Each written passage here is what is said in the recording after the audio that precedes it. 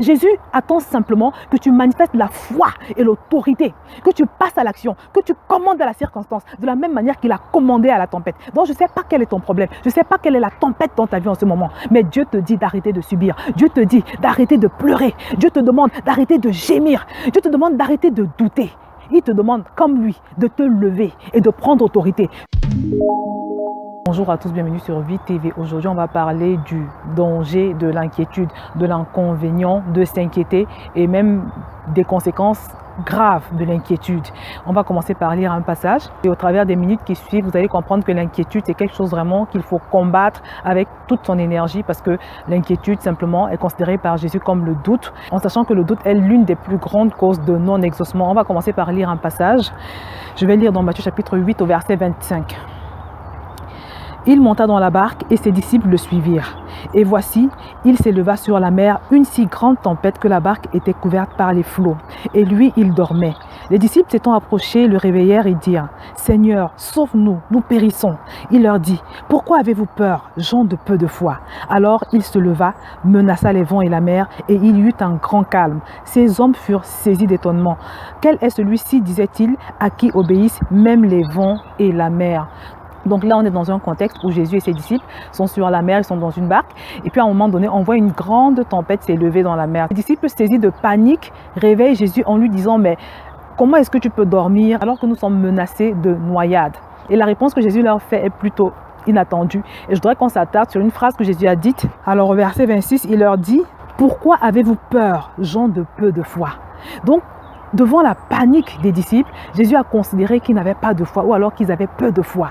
Et la question qu'on peut se poser ici, c'est pourquoi Jésus les a traités de gens de peu de foi alors qu'ils étaient en train de réagir comme la plupart des personnes, la plupart des chrétiens auraient réagi.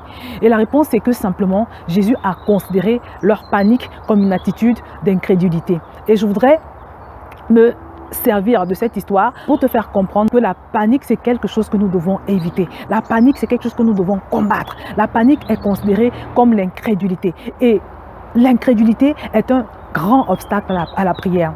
Avant de poursuivre, on va lire notre passage qui va nous démontrer à quel point Dieu déteste le doute et à quel point le doute peut nous empêcher d'être entendus par le Seigneur. Je vais lire la parole de Dieu dans Jacques chapitre 1 au verset 6. Celui qui doute est semblable au flot de la mer, agité par le vent et poussé de côté et d'autre. Qu'un tel homme ne s'imagine pas qu'il recevra quelque chose du Seigneur. C'est un homme irrésolu, inconstant dans toutes ses voies. Ce passage nous dit qu'un tel homme, c'est-à-dire un homme qui doute, ne doit pas s'imaginer un seul instant qu'il recevra quelque chose. En d'autres termes, mon frère, ma soeur, à chaque fois que tu paniques, à chaque fois que tu entres dans une sorte d'inquiétude poussée, à chaque fois que tu t'agites, Dieu considère que tu doutes. Et dans ce moment-là, mon frère, ma soeur, tu peux être sûr que ta prière ne sera pas entendue par le Seigneur. Mais quelqu'un va certainement me demander pourquoi Jésus considère la panique comme une forme d'incrédulité, comme le doute. Parce que simplement, comme dans le cas que nous avons vu, Jésus considère qu'il ne peut pas être dans un même bateau avec toi. Il ne peut pas être dans une même voiture avec toi. Il ne peut pas être en toi. Parce qu'il dit que quand tu es né de nouveau, il est venu vivre en toi par son Saint-Esprit. Il ne peut pas concevoir qu'il est avec toi et que tu t'imagines un seul instant que tu vas couler. Parce que pour en revenir à ce qui s'est passé dans la barque, Jésus n'a pas compris, il n'a pas admis que les disciples aient peur en sa présence. Si Jésus n'avait pas été là, je pense que peut-être qu'il aurait compris. Mais il a dû se dire, je suis avec eux. Comment peuvent-ils s'imaginer un seul instant qu'ils peuvent couler avec moi dans le bateau? Je ne sais pas si vous comprenez. Et je voudrais donc te dire aujourd'hui que par rapport à cette situation que tu traverses et qui te fait paniquer, qui te fait agiter dans tous les sens, qui te fait avoir toutes sortes de pensées terribles, des pensées que Dieu n'aime pas, justement le genre de pensées que Dieu n'aime pas. Je voudrais te dire, mon frère, ma soeur, que à chaque fois que tu manifestes ce genre d'attitude, ce genre d'agitation, ce genre de panique, ce genre d'inquiétude poussée, qui mène même à la dépression dans certains cas, Dieu considère que tu fais preuve d'incrédulité. Parce qu'il se dit qu'il est quand même en toi. Si tu es né de nouveau, selon ce que la parole de Dieu nous dit, il est venu vivre en toi. Dieu est venu vivre en toi par son Saint-Esprit. Et il te dit, comment peux-tu t'imaginer que dans la situation que tu traverses, alors qu'il est avec toi, tu vas couler. Parce qu'il dit dans sa parole, s'il est avec toi, personne ne peut se tenir contre toi. Tu as le droit de te préoccuper de la situation que tu traverses. Tu as le droit de te préoccuper de certaines choses qui ne sont pas encore au point dans ta vie. Mais Dieu ne te donne pas le droit de paniquer. Parce que ta panique signifie que Dieu est incapable ou que Dieu est limité. Du moins, je pense que c'est comme ça que Dieu le perçoit. Ta panique signifie un manque de confiance. Pourtant, le Dieu très haut, le Dieu créateur du ciel et de la terre est avec toi. Le Dieu qui te dit dans sa parole que si tu passes par le feu, tu ne te brûleras pas. Si tu te retrouves dans de grandes eaux, elles ne te submergeront pas. Quelqu'un va me demander, mais que faire donc ? Pendant que je traverse cette situation terrible, pendant que j'ai les huissiers après moi, pendant que j'ai cette menace d'avortement, pendant que le médecin m'a donné un verdict terrible concernant ma maladie, pendant qu'il m'a dit qu'il ne me reste que 3 mois à vivre, que faire alors que mon âge avance, j'aurai bientôt 40 ans et même pas quelqu'un qui s'intéresse à moi, que faire alors que je passe par cette situation si stressante, que faire alors que l'échéance qu'on m'a donnée, qu'on m'a accordée par rapport à cette autre circonstance se rapproche, comment faire pour ne pas s'inquiéter? Que faire devant cette situation? Revenons dans le passage que nous avons lu et nous allons voir la réaction que Jésus a eue et que certainement il attend que toi et moi puissions avoir en cas de tempête. La parole de Dieu nous dit que quand les vagues se sont levées contre le bateau, Jésus n'est pas entré en panique. Il n'a pas commencé à pleurer, il n'a pas commencé à gémir, il n'a pas commencé à s'inquiéter. Mais qu'est-ce que Jésus a fait? On va le lire. Devant la tempête, la parole de Dieu nous dit que Jésus s'est levé, il a menacé les vents et la mer. Et il y a eu un grand calme. Donc, qu'est-ce que Jésus a fait? Il s'est levé devant cette situation. Il s'est levé devant cette circonstance. Et il a commandé à la tempête de se calmer. C'est ce que Jésus attend de toi aujourd'hui. Que devant cette situation, devant cette agitation, devant cette oppression, que toi également tu te lèves avec l'autorité qu'il t'a donnée. Parce que la parole de Dieu te dit, tu connais ce verset parce que je l'ai cité plusieurs fois déjà sur cette chaîne, que le pouvoir t'a été donné de marcher sur les serpents, les scorpions et sur toute la puissance. Pas une partie de la puissance du diable, mais sur toute la puissance du diable. Et que rien ne pourra te nuire. Le Seigneur te dit que cette situation qui te torture là, l'autorité qu'il t'a donnée, elle est suffisante pour venir à bout, pour soumettre cette circonstance. Dieu t'a positionné au-dessus des pouvoirs, des principautés, de tout nom qui se peut nommer ici-bas. Et il attend que tu utilises cette autorité qu'il t'a donnée. Il attend que tu utilises ce pouvoir qu'il t'a donné. Parce que mon frère, ma soeur, Dieu t'a donné un grand pouvoir. Et il attend qu'au lieu de te plaindre, au lieu de gémir, parce que les plaintes et les gémissements représentent l'incrédulité devant Dieu. Et ce ne sont pas tes pleurs qui vont donner l'énergie à Dieu pour agir. Parce qu'un principe biblique qui veut que la foi soit ce qui donne l'énergie à Dieu pour agir. Quand tu lis la Bible, il y a même des fois où Jésus n'a pas été capable de faire des miracles. Il y a des endroits où il n'a pas pu faire des miracles. Parce que les gens n'avaient pas de foi. Dans sa ville de naissance, par exemple. Et dans certains autres cas, comme dans le cas de la femme à la perte de sang, il a suffi qu'elle manifeste sa foi, qu'elle croit qu'en touchant le vêtement de Jésus, elle allait pouvoir être guérie.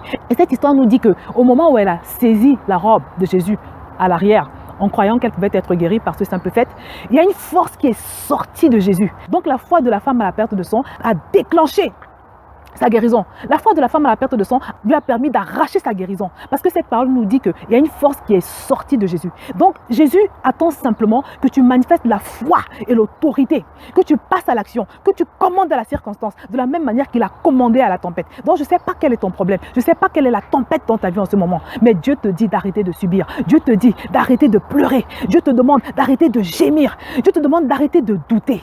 Il te demande, comme lui, de te lever et de prendre autorité sur cet endettement chronique, sur cette maladie chronique, sur cette forteresse devant toi qui refuse de s'écrouler depuis des années, sur ce célibat chronique, sur cette chose qui te pourrit la vie. Le Seigneur te demande de la même manière qu'il a commandé à la tempête de s'arrêter, de te lever également de la même façon qu'il s'est levé dans la barque et de commander à cette situation de s'arrêter, de commander à cette situation de cesser dans ta vie. Mon frère, ma soeur, je voudrais t'inviter aujourd'hui de la part du Seigneur à changer tes pleurs en commandement. Change tes pleurs et tes plaintes en ordre, des ordres que tu vas donner à la situation que tu traverses. Vous savez, dans la vie d'un chrétien, je dis toujours qu'il y a deux possibilités devant une impasse, devant une situation chronique, devant toute autre chose qui t'empêcherait d'avancer. Il y a deux hypothèses. Soit tu subis, soit tu te lèves contre cette situation et tu décides d'en découdre avec. Ça peut considérer les grandes choses comme les petites. Vous savez, un jour, je me rappelle que je devais acheter une chaussure à ma fille. Il y a de là quelques années, elle avait 10 ans à l'époque. Je devais donc lui acheter une chaussure et je me rappelle qu'on était sortis le matin et nous étions rendus dans un centre commercial. On avait fait beaucoup de magasins. On n'arrivait pas à trouver la chaussure. Pourquoi? Parce que simplement, elle avait des pieds trop grands. Elle avait 10 ans, mais elle avait des pieds trop grands. Elle chaussait du 40. Et pour le modèle de chaussure d'un enfant de 10 ans qu'on cherchait, c'était compliqué. Il n'y avait pas de chaussures de cette taille. Donc, à un moment donné, quand on arrivait dans un magasin, l'heure était déjà avancée. Je ne pouvais plus de marcher, de chercher, surtout que ça me perdait du temps. Je me suis assise et j'ai pris son pied dans mes mains. J'ai commencé à parler, à prendre autorité. J'ai commandé J'ai ordonné que le pied cesse de grandir. J'ai fait une prière où j'ai interdit que le pied continue de grandir. Parce que la parole de Dieu nous dit que ce que nous interdirons sur la terre sera interdit dans le ciel. Et ce que nous interdirons dans le ciel sera interdit sur la terre. Parce que j'en pouvais plus, j'en avais marre. Je me suis dit non, à chaque fois c'est compliqué de te trouver des chaussures, ça suffit. Je vais prendre autorité sur ton pied. Et c'est ce que j'ai fait. Et je vous assure, mes amis, ma fille a 16 ans aujourd'hui. Son pied n'a plus jamais grandi. Du moins aujourd'hui encore, elle chausse du 40. Et c'est un conseil que je donne toujours aux personnes comme moi, aux mamans comme moi qui ont des enfants qui grandissent trop. Et donc c'est un exemple banal en fait pour te dire qu'on n'est pas obligé de subir. À un moment donné, quand tu en as marre, quand tu te rends compte que la situation te dérange, ça peut être quelque chose de banal, ça peut être quelque chose de plus important. Il faut que tu te lèves. Tu as le pouvoir de faire cesser la chose. J'aurais pu laisser les choses aller et subir. Et je ne sais pas, peut-être qu'aujourd'hui, elle sera en train de chausser du 44. Je ne sais pas. Et pour une femme, vous êtes d'accord avec moi que ce n'est pas pratique. Donc, c'est un exemple banal. Et même dans ce que je considère comme la pire des épreuves que j'ai traversées.